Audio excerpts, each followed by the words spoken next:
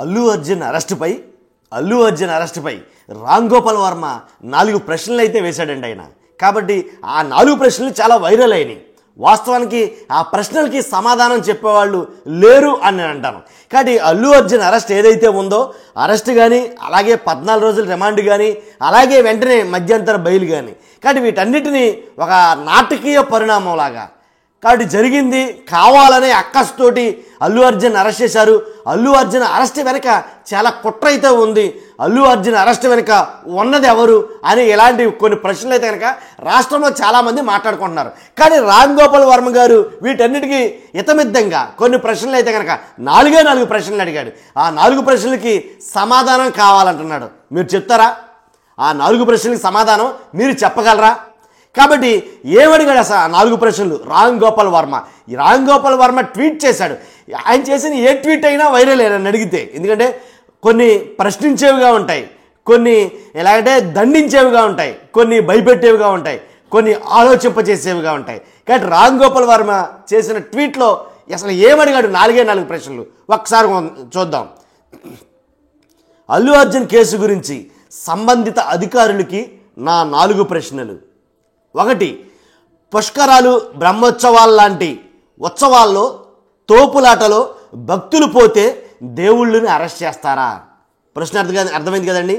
అలాగే 2వ ప్రశ్న, ఎన్నికల ప్రచారాల తొక్కిసలాటలో ఎవరైనా చనిపోతే రాజకీయ నాయకుల్ని అరెస్ట్ చేస్తారా?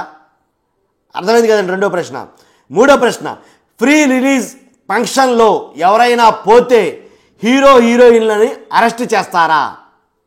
తర్వాత 4వ ప్రశ్న, భద్రతా ఏర్పాట్లు పోలీసులు, ఆర్గనైజర్లు తప్ప ఫిలిం హీరోలు, ప్రజానాయకులు ఎలా కంట్రోల్ చేయగలరు? ఇది 4వ ప్రశ్న. 4 ప్రశ్నలు కూడా ఒక రకంగా ఉన్నాయండి వాస్తవంగా అయితే కనుక.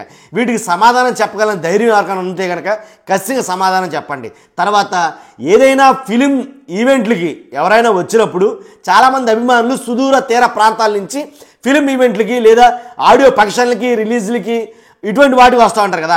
వెళ్ళిపోయేటప్పుడు యాక్సిడెంట్లు అవుతూ ఉంటాయి. చాలామంది అభిమానులకి యాక్సిడెంట్లో చనిపోతూ ఉంటారు. మరి దాన్ని ఎవరు బాధ్యులు చేస్తారో?